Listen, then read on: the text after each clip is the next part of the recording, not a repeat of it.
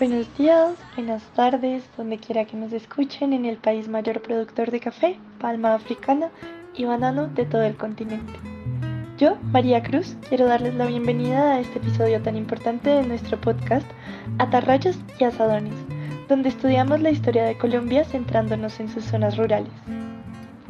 En el episodio de hoy vamos a hablar de un fenómeno que se empezó a dar en los años 60, pues estudiaremos cómo comunidades veredales tuvieron que organizarse históricamente en grupos insurgentes que fueron evolucionando en las guerrillas que conocemos.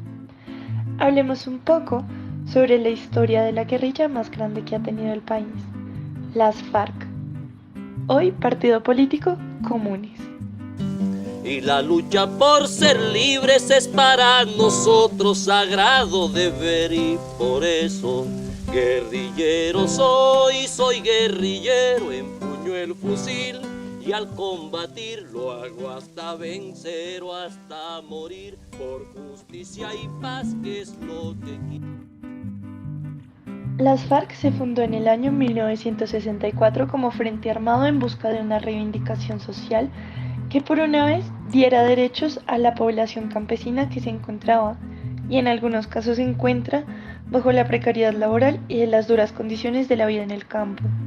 Su consolidación coincidió y fue inspirada a su vez por la Revolución cubana, pero también como una lucha agraria que buscaba dar garantías y tierras cultivables a los campesinos sin tierra, condenados a ser jornaleros o echados por hacendados que se apropiaban de sus parcelas.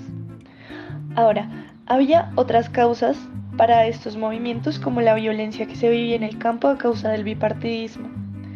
Demos un salto en el tiempo a lo que fue la hegemonía conservadora a comienzos del siglo XX.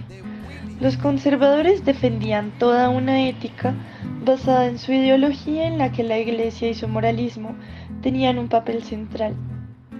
Ellos tenían a su favor algunas partes del Estado, tales como la policía y el cuerpo militar. Así que en varios casos, sus agresiones violentas hacia liberales, tanto en el campo como en la ciudad, no tenían ninguna consecuencia.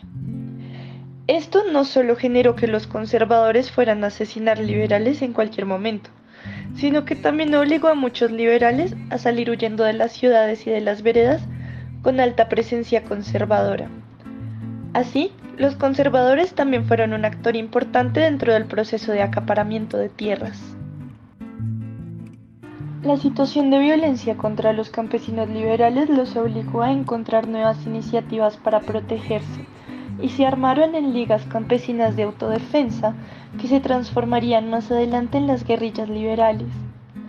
Luego de toda una tradición de lucha insurgente, nacieron las guerrillas que ya tenían experiencia en el campo de la lucha insurgente con diversas bases ideológicas.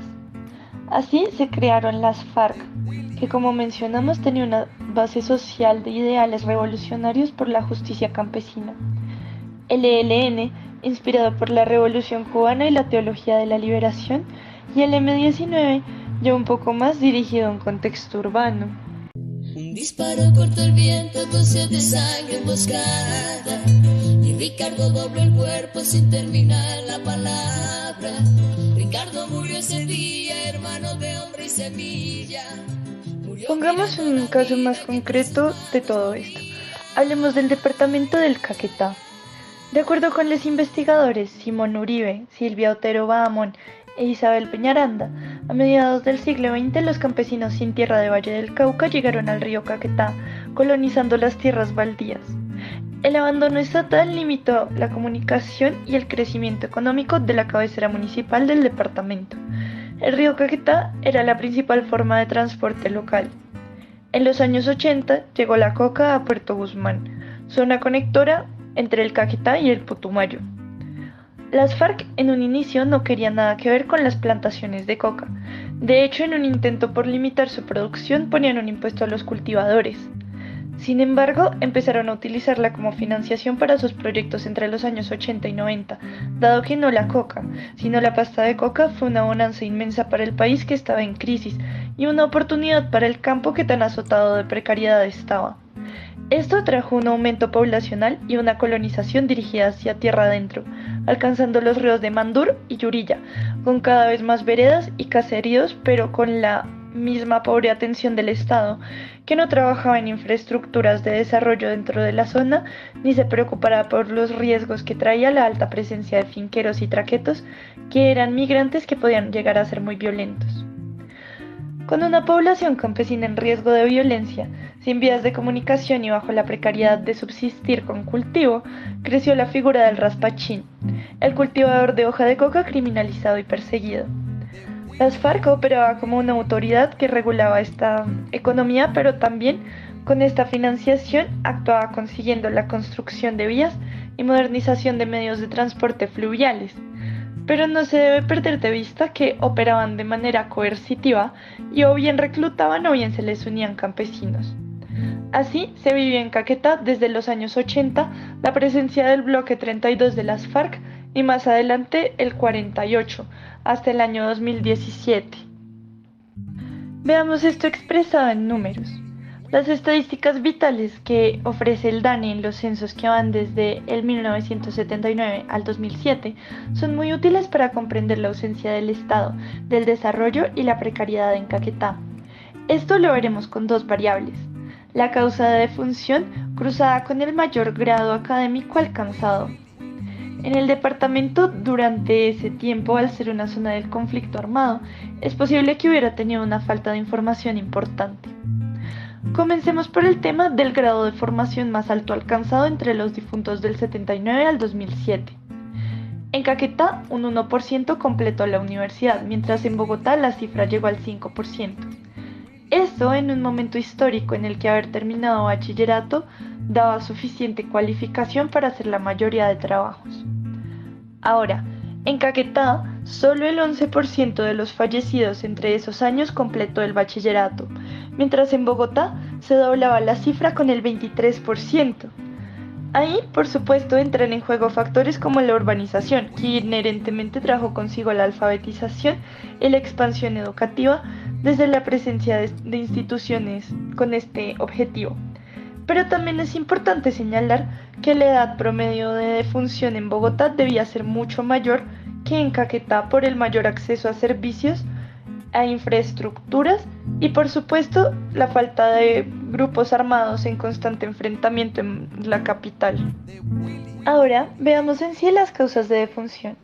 Entre el 79 y el 2007 murieron por homicidios 5.414 individuos en Caquetá. Esa es la mayor causa de defunciones dentro del departamento, llegando a ser el 29,4% entre otras 105 causas de muerte identificadas por el DANE. Eso se explica por los episodios violentos a causa de carteles, el ejército, las guerrillas, grupos privados de seguridad, que se mantuvieron todos estos años haciendo presencia en el territorio. Siendo la violencia algo tan común, ¿cómo no iba a buscar la gente unirse a grupos así fuesen coercitivos que les dieran la mínima seguridad? Por otro lado, en Bogotá la cifra de homicidios en estos años llega al 6%, que si bien no es baja, confirma ese desbalance entre la violencia en el campo y lo urbano. Nunca he querido la guerra, si ahora soy guerrero es por necesidad. Guerra es lo que quiere el gobierno y también algunos militares. Así, todo esto nos lleva a concluir que la profunda desigualdad se ha comportado como un factor impulsor de la violencia, pues la falta de oportunidades y de seguridad para habitantes rurales ha logrado hacer que perdure el conflicto armado y la presencia de diversos grupos armados con toda clase de intereses. Hace poco, la Biblioteca Popular Alfonso Cano lanzó el libro Construyendo Comunidad, experiencias desde la reincorporación. El libro narra cómo ha sido el cumplimiento de los acuerdos de paz en el municipio de Montañita de Caquetá por parte de los excombatientes que habitan la vereda Agua Bonita. A modo de generar cambios verdaderos y duraderos para la paz, es importante dejar el estigma de las guerrillas y comprenderlas como parte de la historia de nuestro país, estudiándolas y con una mirada crítica, entendiendo que el campo ha tenido necesidades históricas que no se les ha puesto atención. Esto fue el episodio de hoy de Atarrayas y Asadones. Gracias por oírnos y le deseamos que aprenda de mucha historia del país fuera de la centralización. Café y petróleo, cumbia de mar.